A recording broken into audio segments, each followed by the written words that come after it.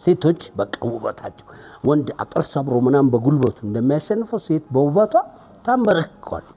እነ ናፖሊዮን በሴት ነው የተፈተሹት አይደለ?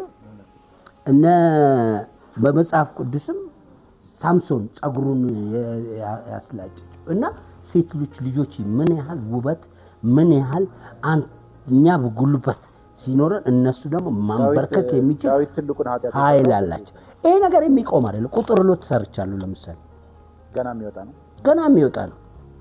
እንደውም እሱ ትክክለኛው አይኮበልኝ ነው ባይ ነኝ። ምን ይላል መሰለህ? ቆንጆና ዳሌ በአገር የሚሞላ አሁን ማን ይሙት ማን ነው የሚጠላ ይላል።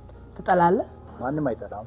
እዚህ ጋር እናምጣና እያንዳንዱ ሰው ቆንጆና ዳሌ ትጠላለህ?